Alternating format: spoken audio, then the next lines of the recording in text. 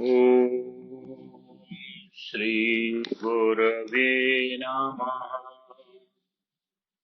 ॐ शान्तिः शान्तिः शान्तिः। अखण्डानन्दबोधाय शिष्यसन्तापहारिणे सच्चिदानन्दरूपाय रामाय गुरवे नमः। रामाय गुरवे नमः। ओम शांति शांति शांति। प्रणाम भगवान। आज से भगवान एक नया ग्रंथ भक्ति योग रहस्य स्वामी राम तीर्थ जी का है, जो स्वामी राम तीर्थ प्रतिष्ठान लखनऊ से प्रकाशित है, जिसमें बहुत ही सुंदर वाक्य पहले पृष्ठ पर लिखा हुआ है। क्षुद्र आत्मा का खंडन और सत्य आत्मा का मंडन, यही है वेदांत। राम।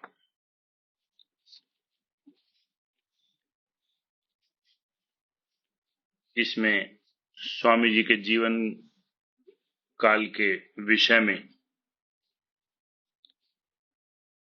लिखा है, इसको लेते हैं। ओम मैं राम। स्वामी राम तीर्थ पूर्व आश्रम नाम तीर्थ राम का जन्म एक अत्यंत निर्धन परिवार में दीपावली की प्रतिपदा 22 अक्टूबर सन 1873 को पंजाब, वर्तमान में पाकिस्तान के गुजरानवाला जिले के मुरारीवाला गांव में हुआ था। अपने जीवन के 33 वर्ष में राम ने बिजली के चकाचौंध कर देने वाले उज्ज्वलमान प्रकाश से विश्व को उसी प्रकार चमत्कृत और उपकृत किया, जिस प्रकार ईशा और शंकर ने 33 वर्ष में किया था। राम प्रारंभ से ही कठिनाइयों से घिरे रहे। शैशव अवस्था में माता से बिछोह हुआ। विद्या अर्जन में धनाभाव के कारण अबाध दुर्वृत्ताएं आई, पर ज्ञान पिपासा की पूर्ति में अवरोधों से विचलित नहीं हुए। भले ही उन्हें अनेक बार भूखे रहना पड़ा हो, तेल की व्यवस्था न होने पर सड़क के लैंप की रोशनी में पढ़ना पड़ा हो, अंधेरी कोठरियों में रहना पड़ा हो, इससे क्या अंतर पड़ता है। राम तो एकाग्र ध्यान से पूर्ण समर्पित होकर विद्या अर्जन में संलग्न रहे और सभी परीक्षाओं में उच्चतम स्थान प्राप्त करते हुए एमए तक का अध्ययन पूरा किया।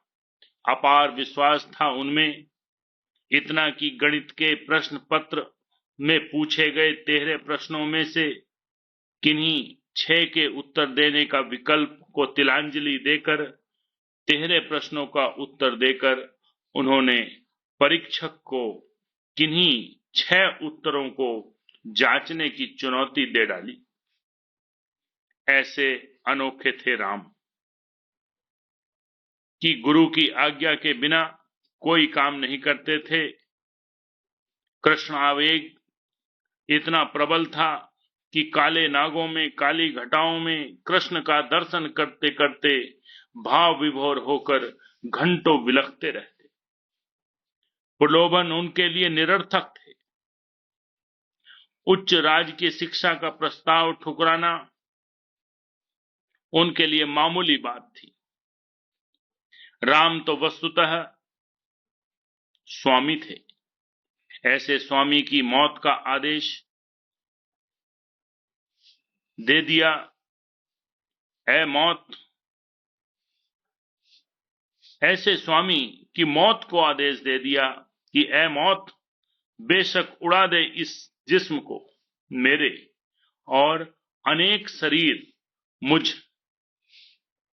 मुझे कम नहीं। चांद की किरणें, चांदी के तारे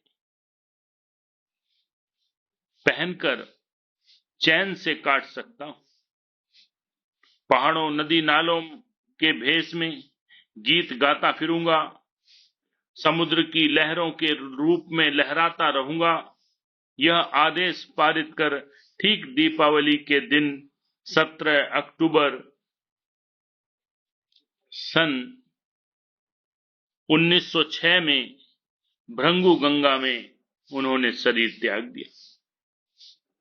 आत्मानुभूति में मदहोश राम के लिए यह कोई अनोखी बात नहीं थी। वे नंगे पैर, नंगे बदन, हिमाच्छादित चोटियों पर नाचे गाए, शेर, चीतों, सांपों से खुखवार जानवरों के बीच उनके साथ गुफाओं में निवास करे। तमाम दुनिया है खेल मेरा, या राम मुझ में, मैं राम में हूं के भावावेश में राम ने बिना पैसे के केवल अपने शरीर का आसपास लेकर जापान, अमेरिका, मिस्र जैसे देशों में जाकर अपनी योग्यता और अपने अपनत्व से वहां के लोगों से तादात्म्य स्थापित किया। उनमें हिल मिल गए, उनसे एकाकार हुए। उन्होंने वेदांत को जीवन का सार तत्व बताया और सिद्ध किया कि चाहे जाने या चाहे अनजाने, वेदांत का अनुशीलन ही आध्यात्मिक तथा लौकिक उन्नयन का एकमात्र साधन है, आत्म साक्षात्कार की कसौटी है। एको अहम, अहम ब्रह्मास्मि की अनुभूति है। अन्य महानुभवों से तुलना निरर्थक और बेमानी है। राम केवल वेदांती थे। उनका सारा जीवन, उनका सारा दर्शन बस ओम है। राम ओम से समाहित हैं। ओम प्रणव है। राम ओम है। तत्त्वमसि। ओम ओम ओम। भगवत स्वरूप। इस तरह से भगवान ये स्वामी राम के जीवन पर लिखा हुआ एक लेख है। अब कल से इस सत्संग को, इस ग्रंथ को प्रारंभ करेंगे। ओम शांति शांति शांति।